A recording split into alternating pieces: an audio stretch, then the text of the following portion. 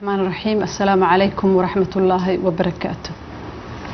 waxaan rabnaa in dadweynaha Soomaaliyeed umada aan u sheegno in maanta oo ay tahay 16 bisha Maarso 2020 aan xaqiijinay xaaladii ama keyskii ugu horeeyay oo coronavirus ah. sidaad la socotaan waxaa jira muwaadiniin Soomaaliyeed oo dibadda ka timid oo lagu hayay airportka dhexdiisa si loo hubiyo caafimaadkooda maadaama ay ka yimaadeen meel caabuq aad iyo aad ugu koreeyay. waxay ahayd taxadar meel loo asteeyaa la geeyay waxaana laga qaaday wax walbana waa la baarayay. waxaa laga qaaday baaritaankii loogu talagalay in lagu ogaado caabuqa infectionka coronavirus ee COVID-19 loo yaqaano. saakay ayaa resultigi jawaabtina loo keenay hal qof ayaa cudurkii qaba.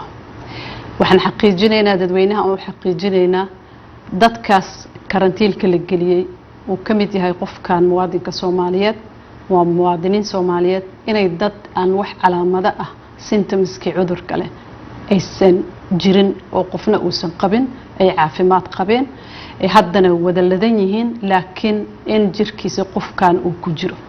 dadka meel ay ku karantiilan yihiin sidaad la socotaan usbuucyadii dambe oo dhan dawladda waxay wada dadaalo badan oo looga hortagayo cudurka inuu ka dilaaco wadanka haddii uu soo galo. waxaa la sameeyay meelo lagu karantiilo dadka ka yimaada meelaha cudurkaas uu ka jiro muddo ka yar 14 casho. dadkaas hadda aan sheegayno ee ka yimid midkood laga helay waxay ahaayeen dad ka yimid meelaha caabuqa uu ka jiro waqti yar gudaheeda. meelaha dadka lagu karantiilaayo waxaa loogu talagalay in dadka lagu haayo aan bulshada lagu deynin ilaa laga hubinayo laga qaadayo baaritaan la xaqiijinayo caafimaadkooda in cudurkii uu ku jiro jirkooda kadibna haddii ay caafimaad qabaan lagu daayo bulshadii oo xaafadahoodii iyo reerahoodii ay u tagaan. dawladda dadaal badan ay sameysay meeshaas lagu karantiilaayo waa diyaar waqti yar gudaheeda waliba aad loogu dadaalo la isugu tagay dawladda xubnaheeda kala duwan xafiiska ra'iisul wasaaraha uu hogaaminayo.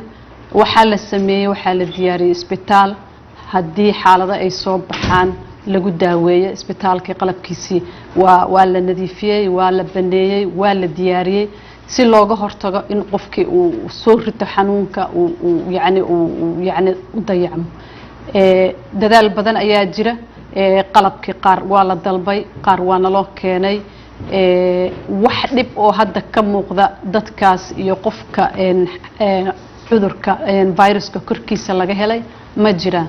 waxaan rabnaa ummadda inaan u xaqiijino inay isdejiyaan aan la socodsiin doona mar walba xaaladda meesha ay maraysa haddii ay wax soo kordhaan laakiin wacyigelintii wasaaradda caafimaadka ay hogaaminayso hay'adaha dawladda culamaa u diinka masaajidyada qaybaha kala duwan ee bulshada ay isugu tagtay way soconaysaa. waxaan ka codsanaynaa ummadda inay dadaalaan inay taxadaraan ayagoo aanan argagax isgelinaynin ama dadka gelinaynin in ma aragtay wax kastoo lagu yareyn karo inuu cudurkaas fido in lagu yareeyo nadaafadda in lagu dadaalo in la iska ilaaliyo goobaha ay dadka ku badan yihiin in yani shirarka ay baaqdaan haddii laga maarmo intooda badan safarada la gaabiyo si alla si loogu hortagi karo cudurka inuu faafo. waa idin xaqiijinaynaa mar labaad dadkaas waa caafimaad qabaan waa korkooda waa malaha calaamado waa dad aan maalin walba la arko takhaatiir u tagaan la keergareeyo. halkaas qofna waxaan ilaahay ka baryaynaa in insha Allah tacaala uusan ma arko u dhibtoonin oo ka bogsoodo laakiin waa xaqiijinaynaa dadka waa fiican yihiin meela lagu haayaa.